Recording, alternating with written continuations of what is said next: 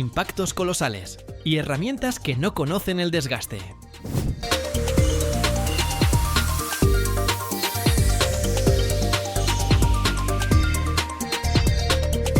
Este elemento contiene vitamina para estabilización. Tras añadir una cantidad mínima, cambia radicalmente las propiedades físicas del metal, haciéndolo extraordinariamente duro y sorprendentemente resistente a la vez. El camino del vanadio, desde las oscuras canteras hasta las placas blindadas y los motores de aviación, es una historia de dominio tecnológico, donde cada gramo de mineral obtenido se convierte en una inversión en seguridad y resistencia. En la naturaleza, el vanadio no se encuentra en forma de pepitas puras o yacimientos ricos. Es un metal invisible que prefiere esconderse dentro de otros minerales, como la titanomagnetita, las fosforitas o incluso en depósitos de petróleo y carbón. El mineral de vanadio acompaña a los minerales de hierro, y su extracción requiere una vigilancia increíble y complejas tecnologías químicas.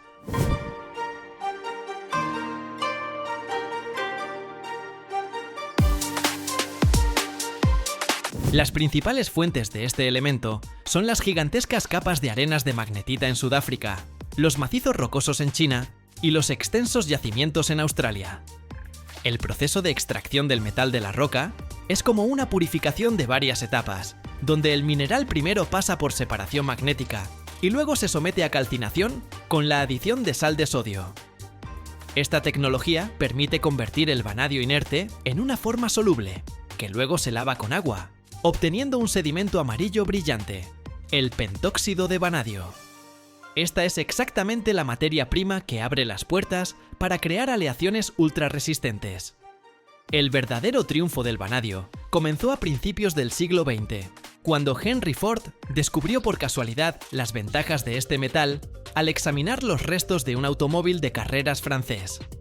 Notó que las piezas de este coche eran significativamente más ligeras y resistentes que sus equivalentes americanos.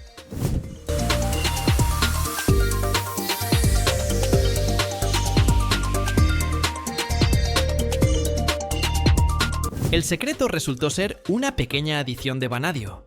Desde entonces, esta piedra se convirtió en parte fundamental de la industria automotriz. El acero de vanadio permitió reducir el peso de los mecanismos sin perder su confiabilidad, lo que impulsó la producción masiva de vehículos. Pero el verdadero rostro de este metal se reveló en el ámbito militar. Cuando el mundo enfrentó el desafío de crear blindajes imposibles de penetrar con proyectiles convencionales, los ingenieros recurrieron nuevamente al vanadio. La tecnología militar necesita materiales que funcionen al límite de la destrucción física. El blindaje de tanques, el revestimiento de barcos de guerra y los fuselajes de cazas de alta velocidad. Este elemento está presente en todos ellos.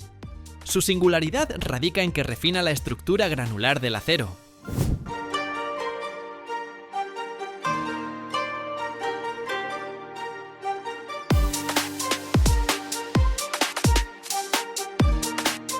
A nivel atómico, el vanadio forma carburos y nitruros estables, que se distribuyen a lo largo de los límites de los cristales de hierro, impidiendo que se desplacen bajo fuerzas externas. Esto detiene la propagación de microfisuras.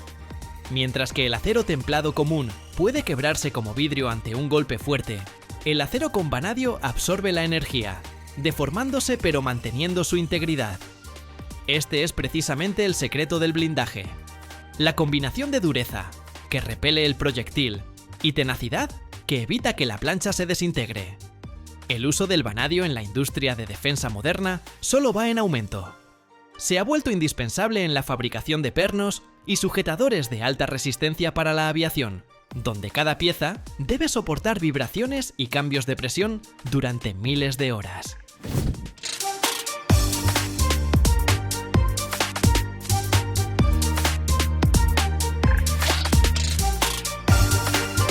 Las toberas de propulsión, elementos del tren de aterrizaje y piezas de motores de cohetes se fabrican con aleaciones de titanio-vanadio. Estos materiales tienen una resistencia específica única, que permite crear estructuras que en peso se acercan al aluminio y en dureza a los mejores tipos de acero. El mineral de vanadio se convierte así en un activo estratégico, cuyo control define el potencial militar de un estado.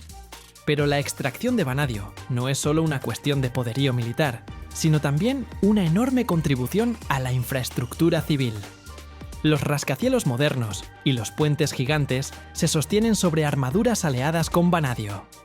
Esto permite usar menos metal para soportar mayor peso, haciendo la construcción más ecológica y económica.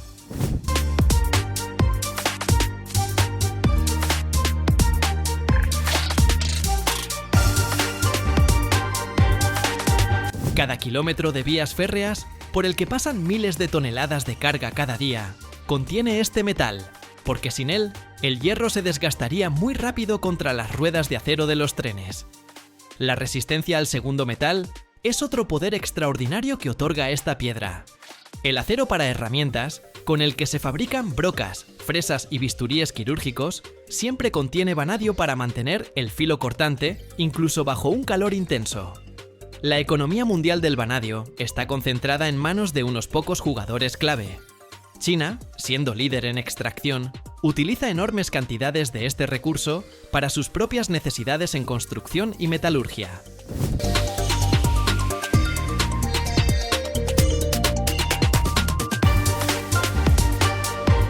Sudáfrica y Brasil son los principales exportadores, abasteciendo el mercado mundial con materia prima de alta calidad. La competencia global por el acceso a los yacimientos de vanadio se intensifica cada vez más, porque ahora aparece un nuevo campo de aplicación: la energía. Las baterías redox de vanadio prometen ser la solución al problema del almacenamiento de energía renovable. A diferencia de las baterías de litio, estas instalaciones gigantes pueden funcionar durante décadas sin perder capacidad, lo que las hace ideales para mantener las redes eléctricas de ciudades enteras. Todo esto nos devuelve una vez más a ese mineral discreto. La piedra que alguna vez dio fuerza a las espadas, ahora garantiza la estabilidad de la energía verde.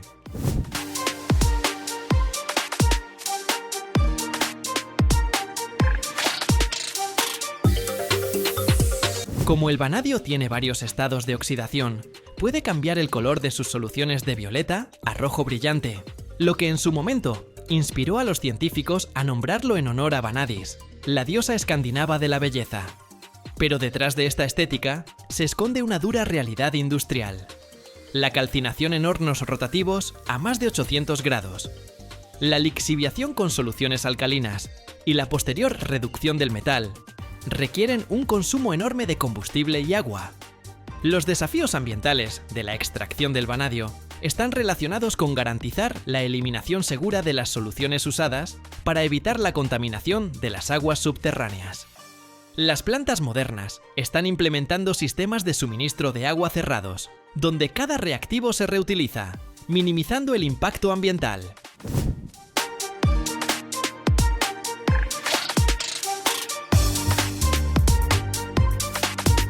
Lo interesante es que el vanadio está presente incluso en sistemas biológicos. Algunos organismos marinos, como las ascidias, son capaces de acumularlo en su sangre en concentraciones que superan millones de veces el contenido del metal en el agua circundante. Esto demuestra la profunda integración de este elemento en la estructura de la vida terrestre. Pero para los humanos sigue siendo, ante todo, una herramienta para crear máquinas supercomplejas. Cuando sostenemos en nuestras manos una llave de calidad con la inscripción Chrome Vanadium, estamos sintiendo el resultado de millones de años de procesos geológicos y décadas de búsqueda ingenieril. Este metal no grita su presencia, pero sin él, toda nuestra industria pesada sería frágil y efímera.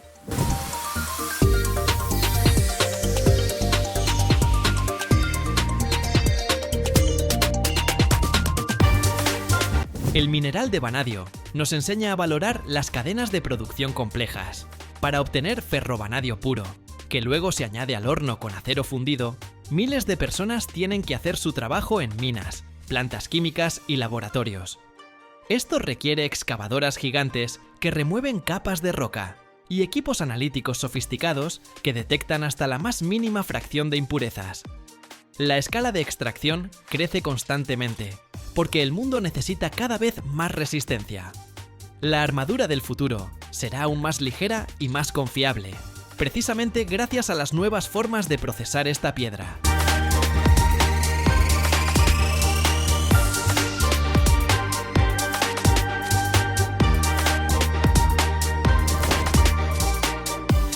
Cada año, la humanidad produce una sustancia negra sin la cual ningún auto podría moverse. Tu smartphone no funcionaría y las baterías modernas no existirían. Pero, ¿qué pasaría si te digo que no es simple hollín, sino un material nacido en un infierno controlado con temperaturas más altas que la lava de un volcán? Partículas tan pequeñas que miles de ellas caben en el grosor de un cabello humano, y son ellas las que soportan decenas de toneladas de carga en la carretera. ¿Por qué los neumáticos se volvieron negros? ¿Por qué sin este polvo el caucho se destruye en meses? Y hay un momento en la producción del que casi no se habla, pero que lo decide todo. Mira el video hasta el final y descubrirás el secreto que se esconde dentro de esta materia negra.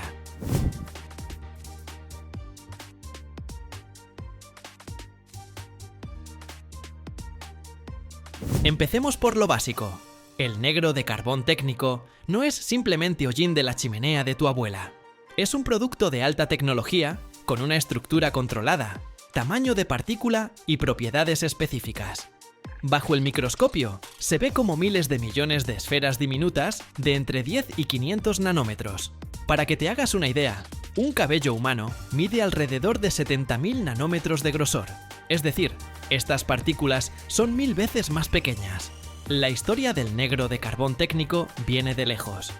Ya en el antiguo Egipto y China, la gente recolectaba hollín de la quema de aceites y lo usaba como pigmento negro para tintas y pinturas.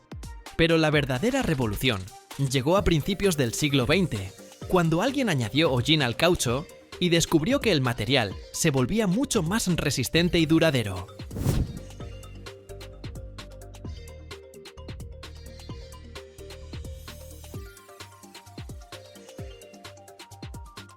Antes de esto, los neumáticos eran blancos o grises y duraban solo unos cientos de kilómetros. Después de añadir negro de humo, se volvieron negros y empezaron a recorrer decenas de miles de kilómetros. Actualmente, alrededor del 70% de todo el negro de humo del mundo se destina a la producción de neumáticos. El resto se usa en una cantidad incalculable de productos, desde tintas de impresión hasta cosméticos, desde plásticos hasta baterías. Cada año se producen en el mundo más de 12 millones de toneladas de negro de humo. Es una industria enorme, de la que pocos han oído hablar. ¿Cómo se produce esta sustancia negra? El método principal se llama proceso de horno. Imagina un horno gigante de unos 30 metros de largo y varios metros de diámetro, que opera a temperaturas entre 1300 y 1650 grados Celsius.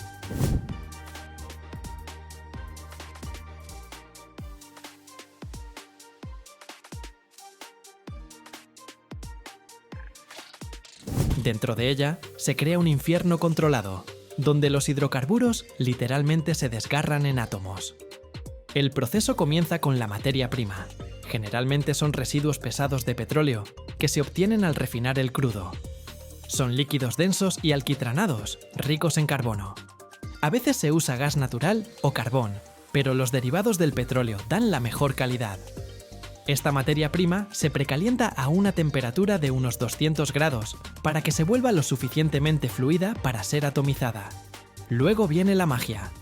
La materia prima se atomiza en forma de neblina fina dentro de una cámara de combustión, donde se inyecta aire caliente u oxígeno a alta presión. Las gotas se encienden instantáneamente y comienzan a arder. Pero no es una combustión completa, como en una chimenea de leña. Es un proceso incompleto y controlado, donde deliberadamente se suministra menos oxígeno del necesario para la combustión total.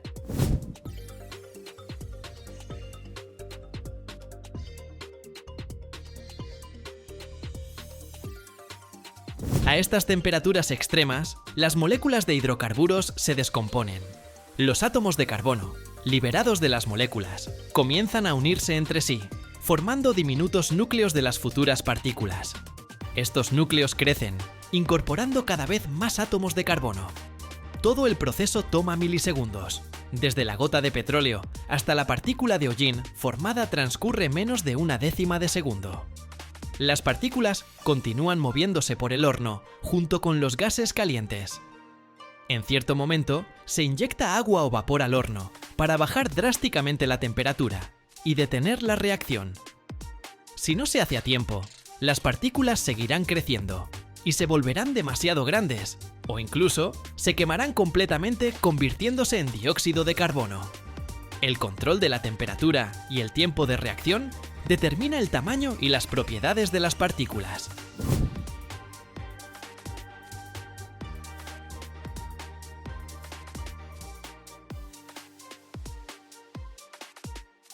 Los gases calientes, con partículas de negro de humo, pasan por una serie de intercambiadores de calor, donde se enfrían hasta unos 200 grados. Luego, esta mezcla llega al sistema de filtración. Lo más común es usar filtros de manga, enormes bolsas de tela especial por donde pasa el gas, mientras las partículas de hollín se depositan en las paredes. Periódicamente se sacuden los filtros y el hollín cae, donde se recoge. Pero este todavía no es el producto final. El negro de humo recién hecho contiene varias impurezas, restos de hidrocarburos, agua, a veces azufre y otras sustancias. Se envía a un procesamiento adicional. A veces se granula, se comprime en pequeños gránulos de unos pocos milímetros para facilitar el transporte y uso. Otras veces se trata con sustancias químicas para modificar las propiedades superficiales de las partículas.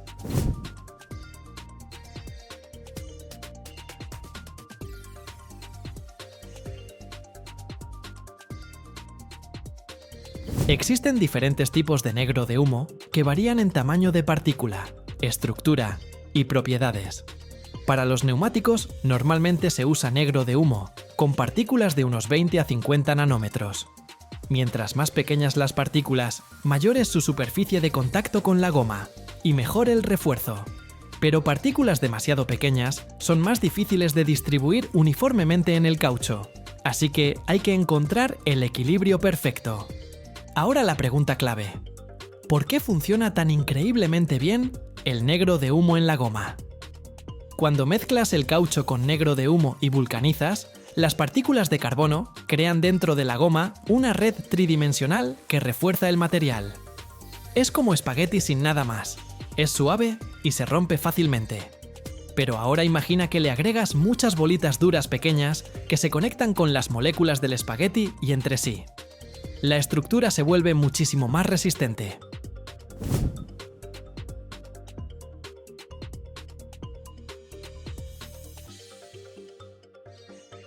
El negro de humo ocupa hasta un 30% del volumen de un neumático.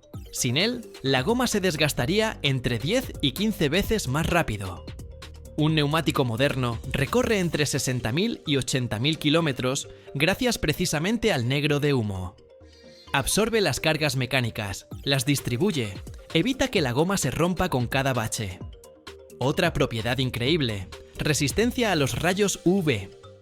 El caucho puro se destruye con la luz solar en pocos meses.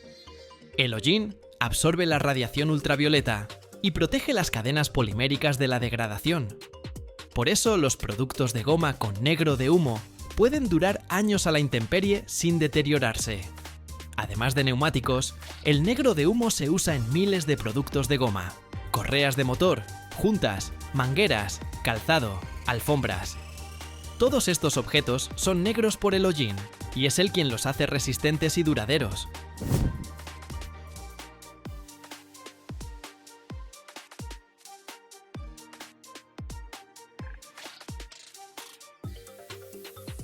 Hay otros rellenos para el caucho, como el dióxido de silicio, pero el negro de humo es más barato y más eficiente para la mayoría de aplicaciones. Pero los neumáticos no son su único uso. En las baterías de iones de litio, que alimentan tu teléfono, tu laptop y los autos eléctricos, el negro de humo juega un papel crítico. Se añade a los electrodos como aditivo conductor. ¿Por qué es tan importante?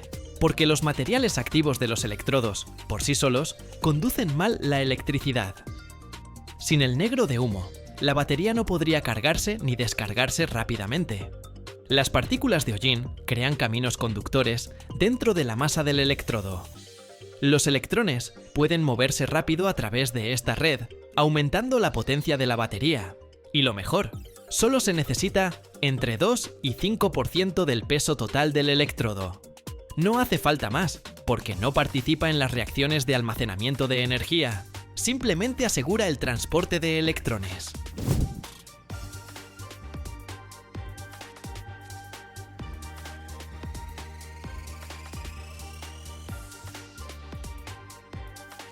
En tintas de impresión y tóneres, el negro de humo es el pigmento negro principal. Da un color negro profundo e intenso, resistente a la decoloración. El texto de un libro impreso hace 100 años con hollín sigue siendo nítido y negro. Los pigmentos sintéticos no tienen esa estabilidad. En plásticos, el hollín se usa como pigmento y como protección contra los rayos ultravioleta. Piezas plásticas negras de automóviles, carcasas de electrónicos, tuberías. Muchas de ellas contienen negro de humo. También mejora la conductividad eléctrica de los plásticos, algo clave para materiales antiestáticos y blindaje contra interferencias electromagnéticas.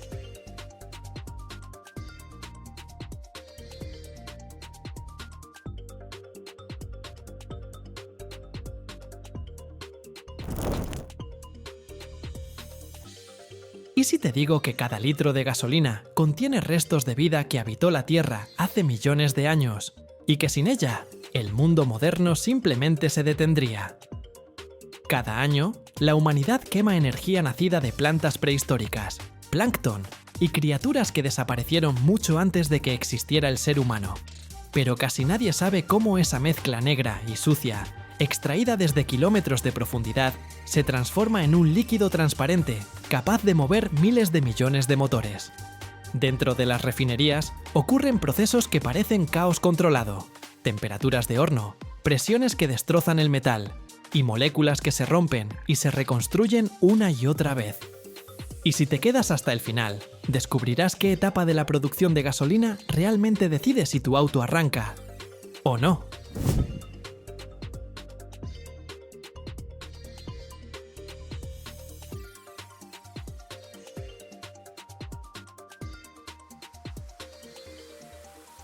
Todo comienza con el petróleo crudo, que se extrae desde las profundidades de la Tierra, a veces desde varios kilómetros bajo la superficie. Este petróleo no es una sustancia uniforme, sino una mezcla compleja de miles de hidrocarburos diferentes que se formaron durante millones de años a partir de restos de organismos antiguos.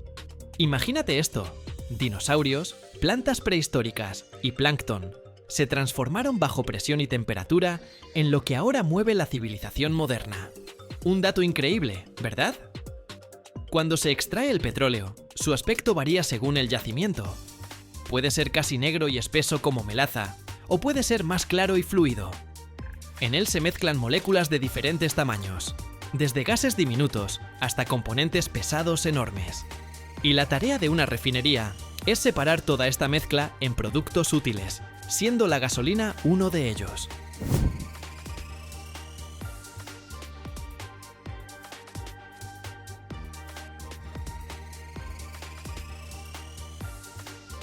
La primera y más importante etapa se llama destilación fraccionada. El petróleo se bombea hacia una enorme torre vertical que puede alcanzar la altura de un edificio de 15 pisos. Esta torre se llama columna de destilación y funciona con un principio simple. Diferentes sustancias hierven a diferentes temperaturas. Primero, el petróleo se calienta a una temperatura de aproximadamente 400 grados Celsius en un horno especial. A esa temperatura, la mayoría de los componentes del petróleo se convierten en vapor. Esta mezcla caliente de vapor se introduce en la parte inferior de la columna de destilación. Dentro de la torre hay decenas de bandejas horizontales, instaladas a diferentes alturas. Y aquí es donde comienza la verdadera magia de la separación.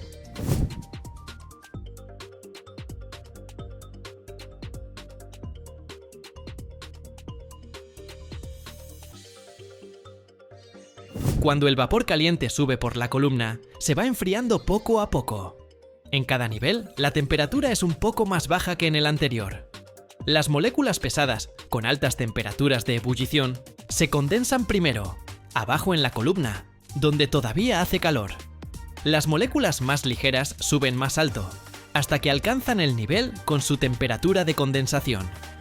Ahí se vuelven a convertir en líquido y se recogen en las bandejas correspondientes. Los gases más ligeros, como el propano y el butano, atraviesan toda la torre y salen por arriba a temperaturas de alrededor de 30 grados. Un poco más abajo, a temperaturas de entre 65 y 200 grados, se recoge la fracción de gasolina. Esas son las moléculas que nos interesan. Más abajo todavía, a temperaturas más bajas, se obtienen queroseno y diésel. Y en el fondo, queda el combustible pesado para barcos y la materia prima para el asfalto.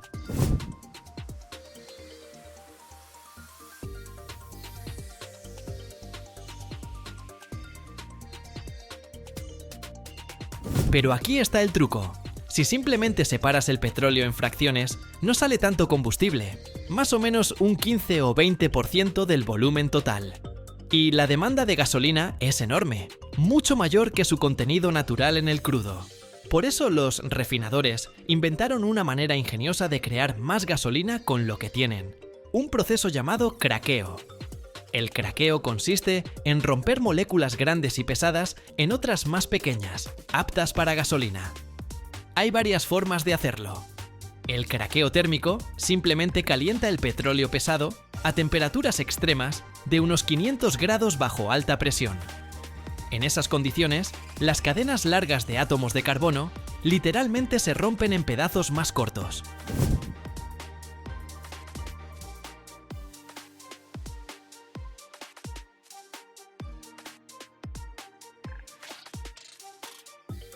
Un método aún más efectivo es el craqueo catalítico.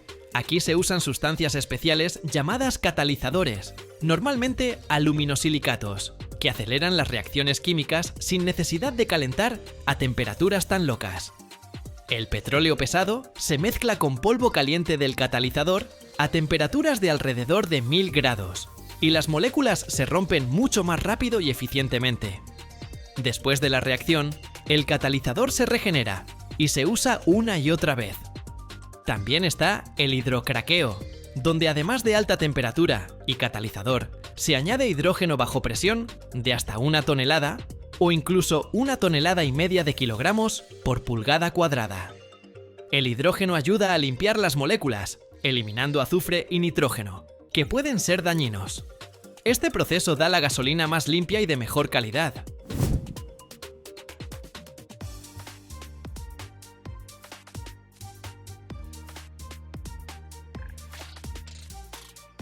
Pero incluso después de todas estas transformaciones, la gasolina aún no está lista para llegar a tu tanque.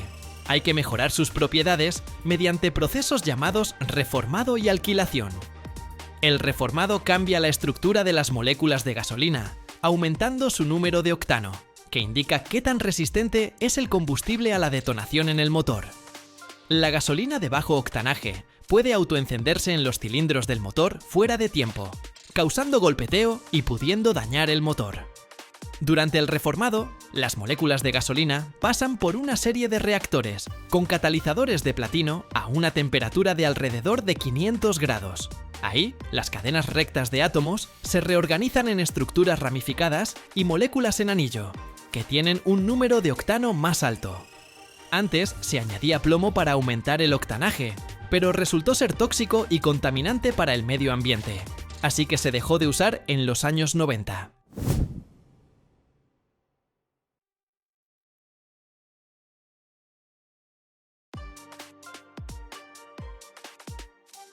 La alquilación es el proceso de unir moléculas pequeñas para crear otras más grandes, pero perfectas para la gasolina.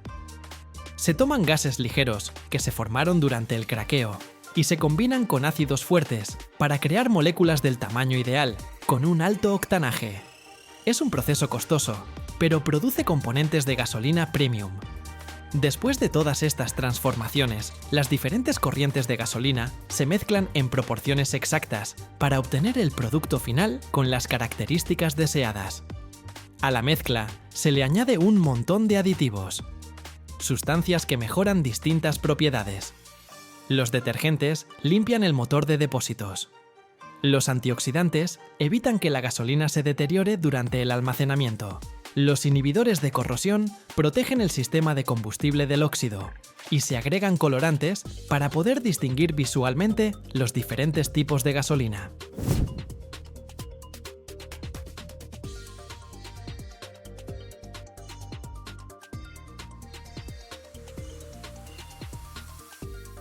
En muchos países es obligatorio agregar etanol a la gasolina, un alcohol producido a partir de maíz o caña de azúcar. Normalmente representa el 10% del volumen, aunque a veces es más. El etanol aumenta el octanaje y se considera más ecológico porque proviene de fuentes renovables, aunque hay debates sobre si realmente es tan beneficioso para el medio ambiente, considerando toda la energía gastada en cultivar la materia prima. Es interesante que de un barril de petróleo crudo de 160 litros se obtienen aproximadamente 20 litros de gasolina, más diésel, queroseno, lubricantes y otros productos. Nada se desperdicia.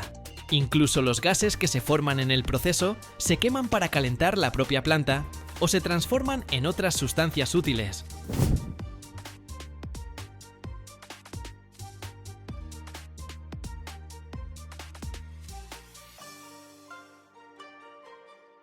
Una refinería moderna es una ciudad de tuberías, torres, reactores y tanques que puede ocupar varios kilómetros cuadrados.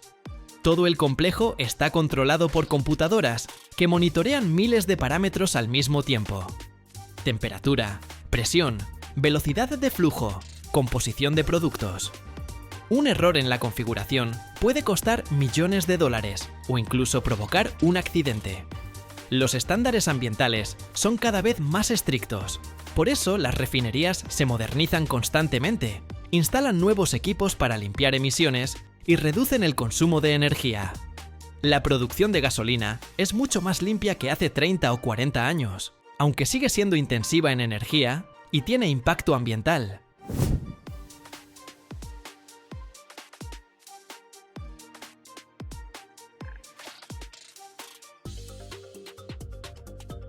Todo este complejo sistema existe para que tú puedas simplemente llegar a una gasolinera, meter la pistola en el tanque y llenar en un par de minutos. Detrás de esos pocos minutos, hay geólogos buscando petróleo, ingenieros diseñando pozos y refinerías, químicos desarrollando catalizadores y aditivos, técnicos manteniendo el equipo funcionando, conductores entregando el combustible. Una industria global que trabaja las 24 horas para que el mundo siga en movimiento. Y aunque ahora se habla mucho de autos eléctricos y energía renovable, la gasolina seguirá siendo el combustible principal para miles de millones de vehículos en todo el mundo por mucho tiempo más. Es el producto de un siglo de ingeniería, investigación química e innovación tecnológica. La transformación de materia orgánica antigua en la energía del presente.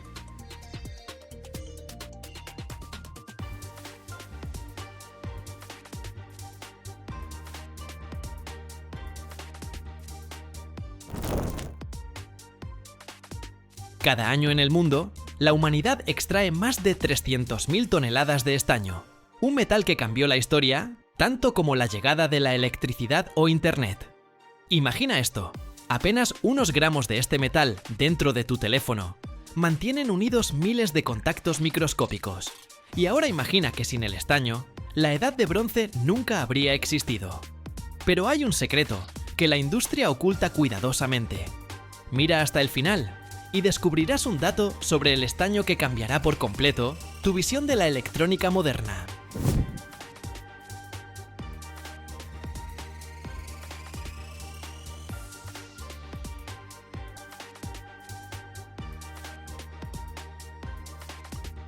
El estaño no es solo la nueva moda. Es un metal con una historia profundísima que abarca miles de años.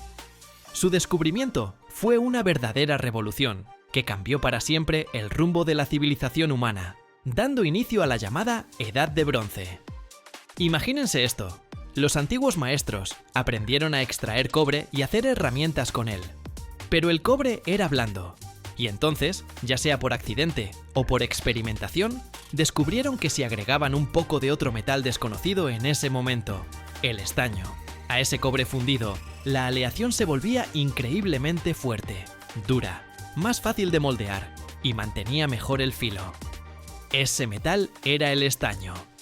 La aleación de cobre con estaño recibió el nombre de bronce. Espadas de bronce, escudos, herramientas, adornos. Todo esto de repente estuvo disponible, dándole a las civilizaciones antiguas una enorme ventaja. Fue un verdadero salto tecnológico que transformó las guerras, la agricultura y el arte.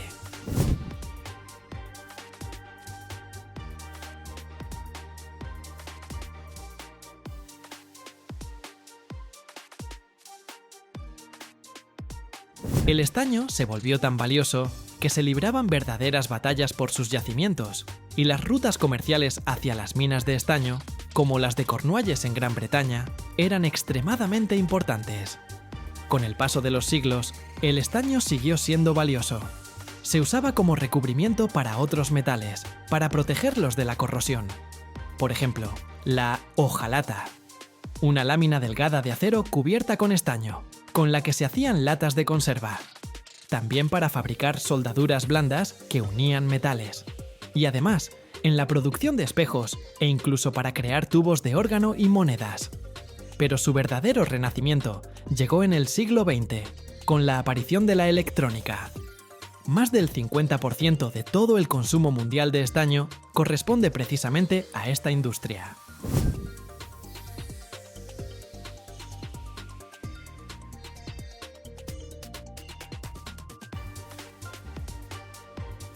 Soldadura. Ese es su papel principal. Tu computadora, tu smartphone, tu televisor. Adentro tienen miles de componentes eléctricos conectados entre sí. Esas conexiones se hacen con soldadura, que generalmente es una aleación de estaño con otros metales. Por ejemplo, con plomo en el pasado, pero ahora principalmente con cobre, plata o níquel. El estaño es perfecto para soldadura porque tiene un punto de fusión relativamente bajo, lo que permite fundirlo fácilmente y formar conexiones sin dañar los componentes electrónicos sensibles. Además, el estaño moja los metales, es decir, se esparce fácilmente por la superficie, creando una conexión eléctrica y mecánica sólida. También tiene buena conductividad eléctrica y es resistente a la corrosión.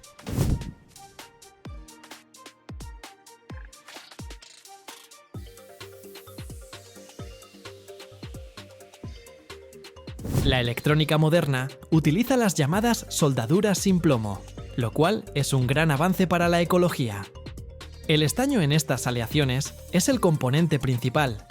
Sin conexiones de soldadura confiables, toda la compleja arquitectura de los microchips simplemente se desmoronaría, y tu dispositivo se convertiría en un montón de partes inútiles. El estaño se usa para recubrir otros metales, especialmente el cobre, en las placas de circuito impreso. Esto protege las pistas de cobre de la oxidación y facilita el proceso de soldadura. También se utiliza para recubrir los conectores, lo que mejora su conductividad eléctrica y resistencia a la corrosión. El estaño no es un elemento muy abundante en la corteza terrestre. Su mineral principal es la casiterita, es decir, óxido de estaño. Es un mineral bastante denso que a menudo se encuentra en depósitos aluviales, lo que significa que puede extraerse de sedimentos fluviales o antiguas costas marinas.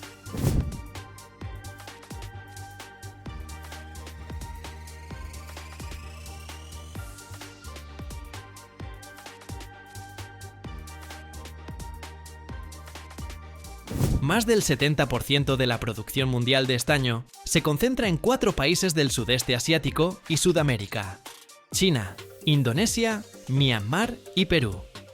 Esto hace que el mercado del estaño sea bastante sensible a los acontecimientos políticos y económicos en estas regiones. La extracción de estaño comienza con la etapa de exploración. Los geólogos, equipados con tecnologías modernas, realizan estudios, perforaciones y análisis de muestras de suelo y rocas para encontrar lugares donde la concentración de casiterita sea lo suficientemente alta como para que la extracción sea económicamente viable. Una vez identificado el yacimiento, comienza su explotación, que puede seguir 2 caminos principales, dependiendo del tipo de yacimiento. El primer y más común método de extracción de estaño es a partir de depósitos aluviales. Imaginen esto. Durante millones de años, la casiterita, arrastrada de las rocas madre por el agua y la erosión, se fue acumulando en lechos de ríos, fondos de lagos o en antiguas costas marinas.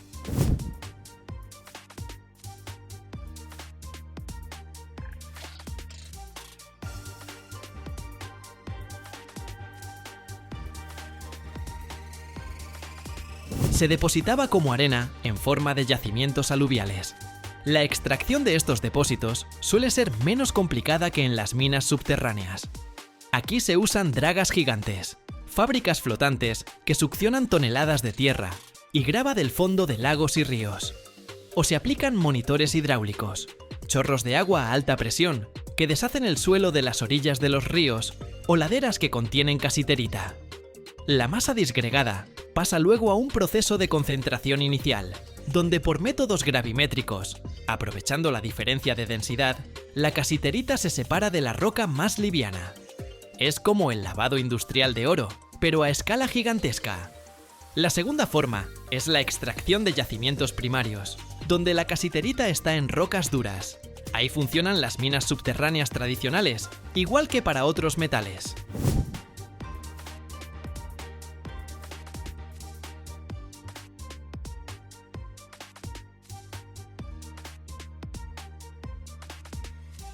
Los mineros perforan túneles y agujeros en la roca, usan explosivos para romper la veta de mineral, y luego las cargadoras recogen el mineral y lo transportan a la superficie. Este es un tipo de extracción más costosa y compleja, que requiere equipos potentes y el cumplimiento de estrictos protocolos de seguridad. Después de la extracción, el mineral, sin importar su origen, llega a la planta de procesamiento. Aquí primero se tritura y se muele hasta convertirlo en un polvo muy fino en molinos, para liberar los cristales de casiterita de la roca circundante. Luego se aplican diferentes métodos de concentración. El primer método es la separación por gravedad. Como la casiterita es un mineral bastante denso, se separa de los minerales más ligeros con ayuda de agua. Esto puede hacerse en máquinas de jigging, mesas de concentración o separadores en espiral.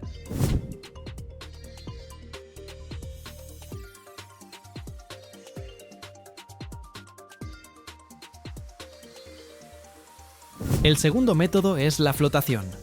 A veces, para enriquecer aún más el material o separar la casiterita de otros minerales, se usa la flotación, donde la casiterita se adhiere selectivamente a burbujas de aire y sube a la superficie en forma de espuma.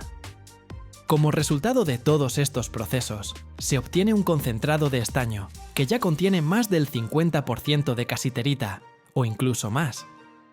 Este concentrado pasa luego a la planta metalúrgica para obtener estaño metálico puro. Aquí, el concentrado, que es óxido de estaño, se mezcla con carbón, que actúa como reductor, y con fundentes. Los fundentes son sustancias que ayudan a separar las impurezas. Esta mezcla se calienta en hornos especiales a altas temperaturas, normalmente alrededor de 1300 grados Celsius. A estas temperaturas, el carbono captura el oxígeno del óxido de estaño, liberando estaño metálico puro, que se funde y fluye hacia el fondo del horno.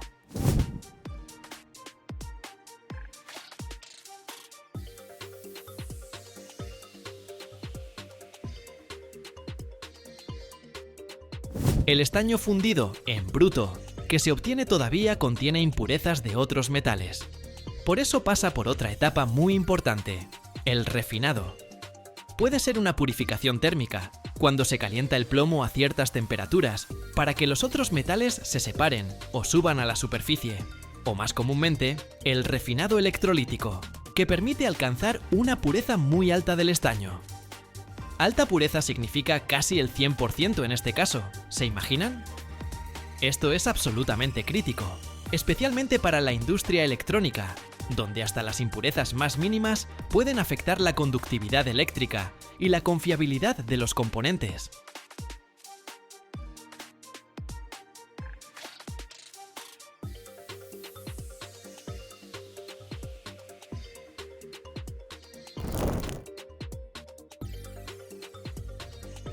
Cada año, más de 2.000 millones de toneladas de concreto, reforzado con acero, se vierten en construcciones alrededor del mundo. Imagina puentes enteros, colapsando porque el acero dentro se oxida como un auto abandonado bajo la lluvia. En China, más de 500.000 puentes enfrentan este enemigo silencioso: la corrosión. Si pusieras todas las varillas oxidadas en fila, rodearían el Ecuador 3 veces. ¿Cómo se transforma un material transparente usado en tablas de surf en la columna vertebral de rascacielos? ¿Cómo la fibra de vidrio está reemplazando al acero que dominó la construcción durante 150 años? Quédate hasta el final.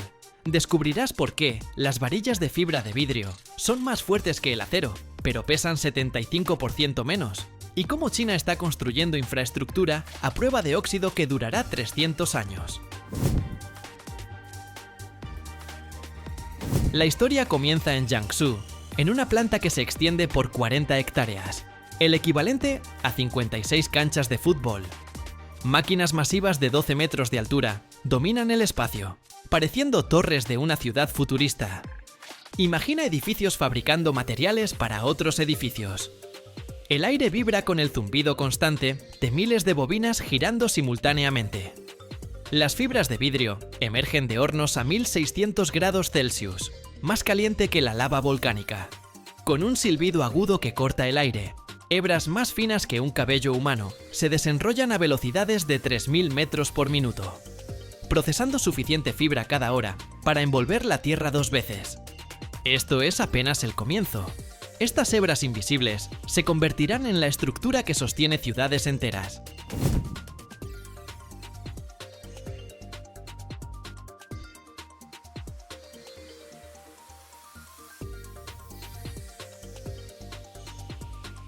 Luego viene el baño de resina.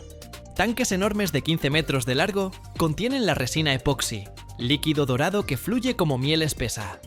Las fibras de vidrio atraviesan estos tanques creando cascadas brillantes que reflejan las luces industriales como ríos de oro fundido.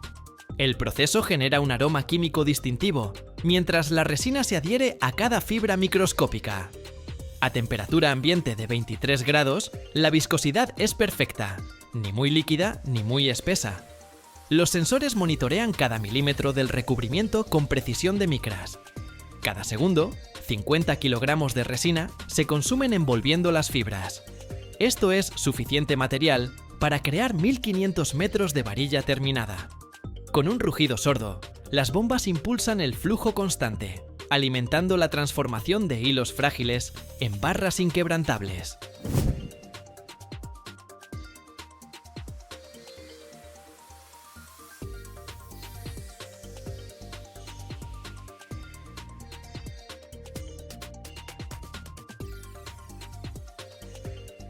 Después, las máquinas de trenzado entran en acción.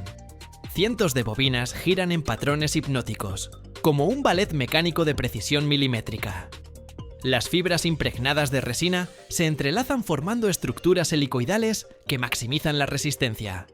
Imagina tejedores robóticos creando músculos de vidrio. El sonido es atronador, un coro de motores sincronizados que retumba en el pecho. Cada máquina produce un rugido continuo mientras las bobinas completan 3000 revoluciones por minuto. Nubes de vapor se elevan cuando las fibras húmedas pasan por los rodillos de compresión, procesando material suficiente cada turno para construir 2 puentes completos. La tensión aplicada es de exactamente 85 kilogramos por fibra. Demasiado poco, y la varilla será débil. Demasiado, y las fibras se rompen. La precisión aquí determina si un edificio resistirá un terremoto.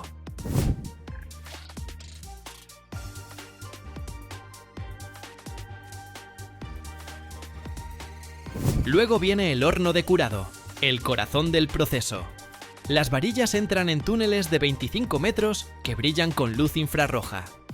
A 180 grados Celsius, las moléculas de resina se entrelazan químicamente con las fibras de vidrio. Este proceso, como hornear pan, pero a nivel molecular, es lo que crea la fuerza legendaria. Las varillas avanzan lentamente, permaneciendo exactamente 12 minutos dentro del horno. Sensores láser miden la temperatura en 200 puntos diferentes cada segundo.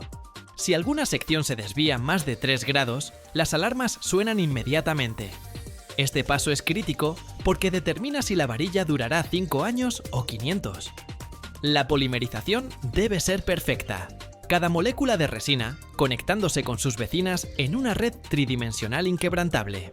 Imagina esto: millones de cadenas moleculares formando una armadura invisible que nunca se oxidará.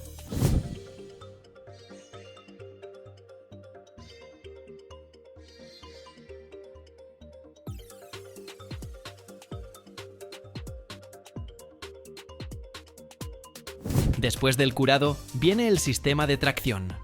Rodillos gigantescos de 3 metros de diámetro, como ruedas de tren, tiran las varillas con fuerza controlada de exactamente 2000 kilogramos. El crujido rítmico de los rodillos marca el pulso de la producción. A temperatura de 90 grados, las varillas aún están maleables, pero ya poseen su estructura molecular final. Los rodillos aplican texturas superficiales, estrías y surcos que permiten que el concreto se adhiera perfectamente. Sin estas marcas, las varillas se deslizarían dentro del concreto, como palillos en mantequilla. Las varillas emergen calientes pero sólidas, enfriándose gradualmente al aire. Cada minuto, 40 metros de varilla completada salen del sistema. Es un ballet industrial donde la física y la química danzan sincronizadas. Cualquier error y meses de trabajo de construcción podrían perderse cuando una estructura falle.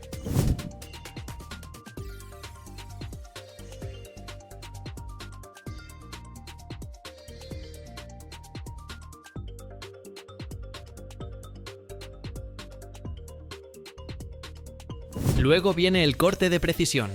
Sierras de diamante industriales, girando a 5000 revoluciones por minuto, cortan las varillas continuas en longitudes exactas.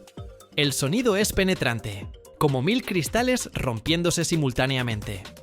Chispas naranjas vuelan en arcos brillantes cuando el diamante muerde la fibra de vidrio compuesta. Este paso es crítico porque cada varilla debe medir exactamente 6 metros, ni 1 centímetro más ni menos, para encajar perfectamente en los moldes de construcción. Sensores láser verifican cada corte con precisión de décimas de milímetro. A velocidades de 20 cortes por minuto, no hay espacio para error humano. Imagina esto: robots cortando con precisión quirúrgica a escala industrial. Las varillas caen sobre transportadores acolchados, organizándose automáticamente en paquetes de 50 unidades. Cada paquete representa la estructura para 3 pisos de un edificio residencial.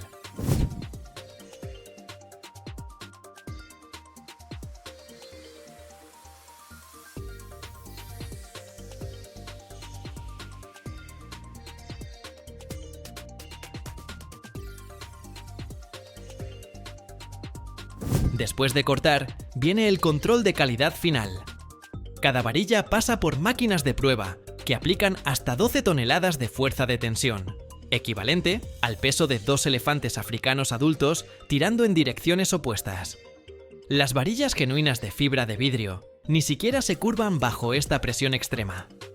Cámaras de alta velocidad capturan 1000 imágenes por segundo, detectando cualquier imperfección microscópica en la superficie. Rayos X penetran el material, verificando la distribución uniforme de fibras, como radiografías médicas, pero para materiales de construcción. A temperatura ambiente de 20 grados, las propiedades deben ser perfectas. Este paso es crítico, porque una sola varilla defectuosa en un puente podría causar colapso catastrófico. Las que fallan se rechazan, menos del 1% del total. Las aprobadas reciben códigos QR láser grabados rastreando cada detalle de su fabricación.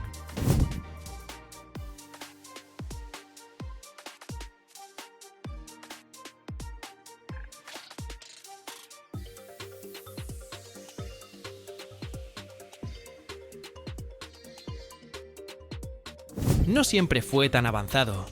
Allá en 1950, cuando los primeros puentes modernos de China se construyeron, el acero era el único material disponible. Esas estructuras comenzaron a oxidarse en 10 años, la humedad y la sal atacando implacablemente.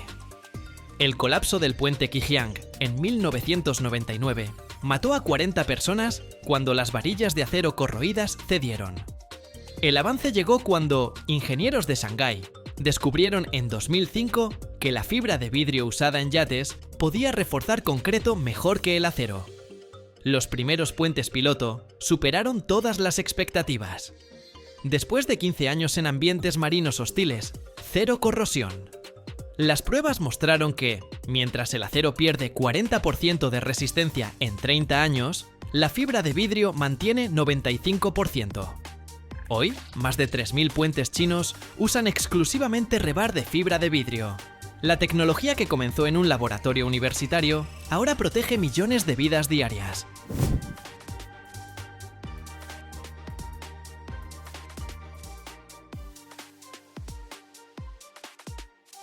Las emisiones de carbono bajan 32% comparado con producir acero tradicional, equivalente a sacar 3 millones de autos de las carreteras cada año. La energía necesaria es 60% menor, porque no requiere los hornos gigantescos de 2000 grados que demanda el acero. La industria ahorra más de 22.000 millones de dólares anuales en costos de mantenimiento. Los puentes con rebar de acero necesitan reparaciones cada 15 años, pero los de fibra de vidrio permanecen intactos por 300 años. Los costos de construcción inicial son 25% más altos, pero el ahorro a largo plazo es astronómico. Así que aquí está el secreto prometido. La fibra de vidrio tiene resistencia a la tensión 70% mayor que el acero, pero pesa apenas una cuarta parte. Esto significa que ustedes pueden construir más alto, más largo, más atrevido, sin el peso muerto que limita al acero. La conductividad térmica es casi cero, así que no expande ni contrae con temperatura. Adiós a las grietas estacionales que destruyen pavimentos. Desde las fibras microscópicas, fundidas a 1600 grados, hasta las varillas terminadas soportando toneladas de presión, el ciclo se completa. Nada desaparece, solo se transforma en infraestructura que desafía el tiempo mismo.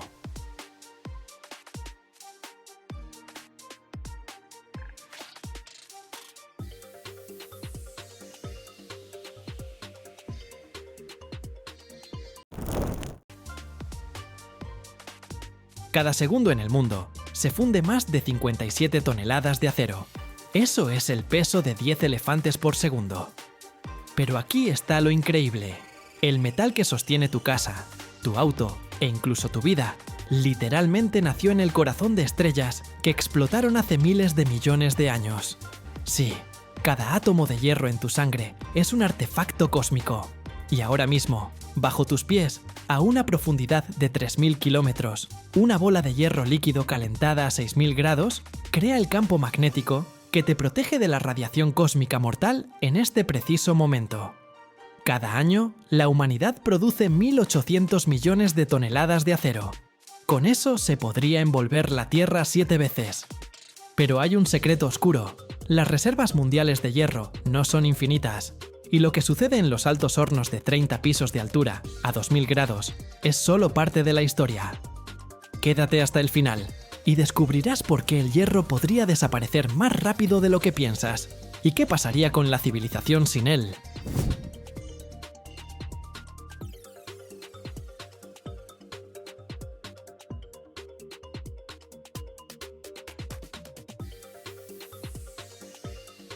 El hierro es el verdadero hipster cósmico.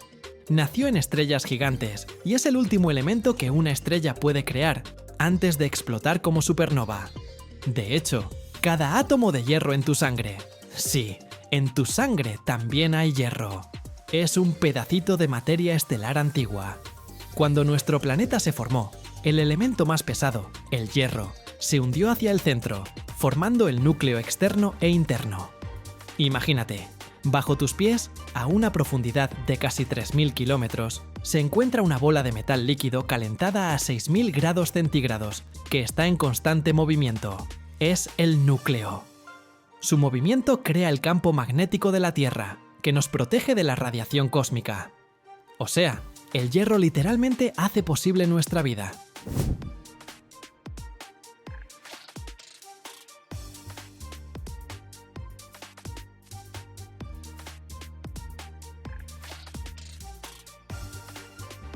Los primeros objetos de hierro encontrados por arqueólogos, por ejemplo, artefactos del antiguo Egipto, fueron hechos con hierro meteórico. Es hierro puro, que cayó a la tierra y no necesitaba ser fundido. Los antiguos lo consideraban un regalo del cielo. Para sacar hierro a la superficie, la humanidad aprendió a crear algo parecido al arte industrial. Minas gigantescas a cielo abierto. Primero se estudia el yacimiento, luego se realizan trabajos de perforación y voladura. Sí, explosiones completamente reales. Después el mineral, que parece una roca común rojizo marrón, se transporta con excavadoras gigantescas.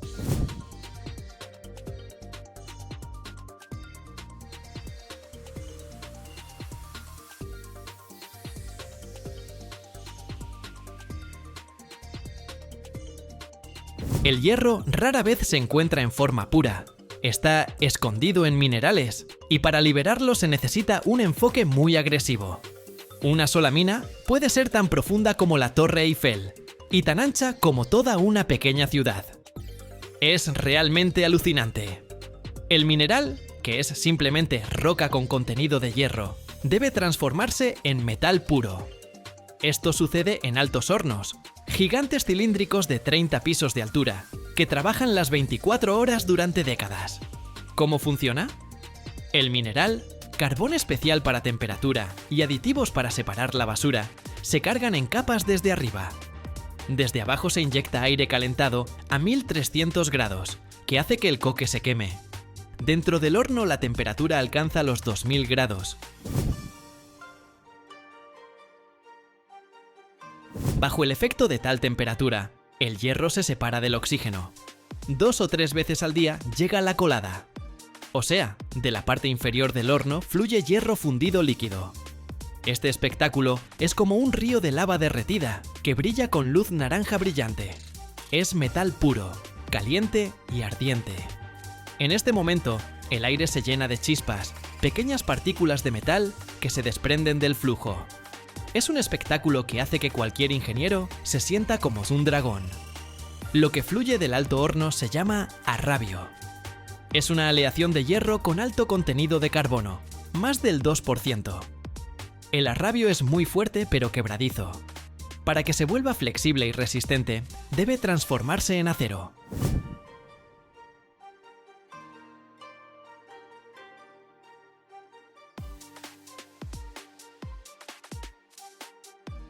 El acero es hierro que adelgazó del carbono excesivo.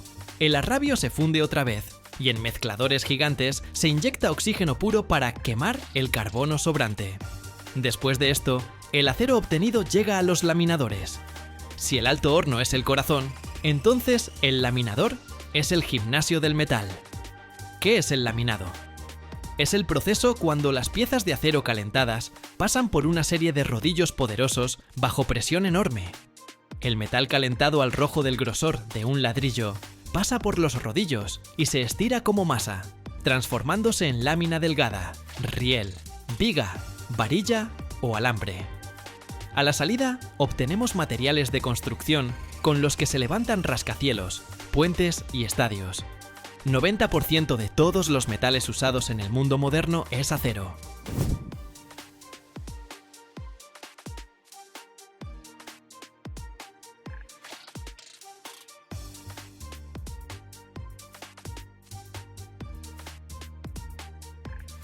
Puedes pensar, ok, todo esto es sobre fábricas, ¿cómo me afecta a mí? Tu hogar, la estructura de tu complejo habitacional, la varilla en las paredes, eso es acero. Tu transporte, automóviles, trenes, metro, cascos de barcos, eso es acero. Tu internet, antenas que sostienen torres de telefonía móvil, chasis metálicos de servidores donde se guardan todos tus videos de TikTok y streams, eso es acero. Tu salud. Como ya mencionamos, la hemoglobina en tu sangre contiene hierro, que transporta oxígeno por el cuerpo. Sin hierro no podrías respirar. En el cuerpo promedio de un adulto hay aproximadamente 3 o 4 gramos de hierro. Es suficiente para hacer un clavo pequeño. Pero este hierro es críticamente importante. Es parte de la hemoglobina, y si imaginamos que son microtaxis, transportan oxígeno a cada célula de tu organismo. Sin esos 4 gramos, game over.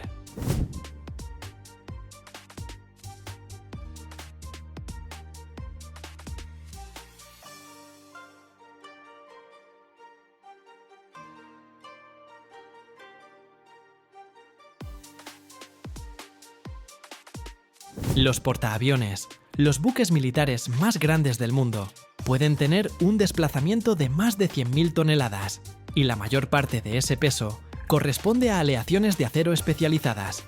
Estas aleaciones deben ser a la vez fuertes para resistir impactos y flexibles para no agrietarse con las olas del mar. El hierro recorrió el camino desde polvo estelar hasta el núcleo del planeta, desde la mina gigantesca hasta ríos de metal fundido que fluyen de los altos hornos. Es el héroe invisible de todos los logros tecnológicos que das por sentado. El acero es el material más reciclado del planeta. Cada año se recicla más acero que todos los otros materiales juntos: aluminio, vidrio, papel, plástico. Esto lo convierte en la superestrella de la economía circular.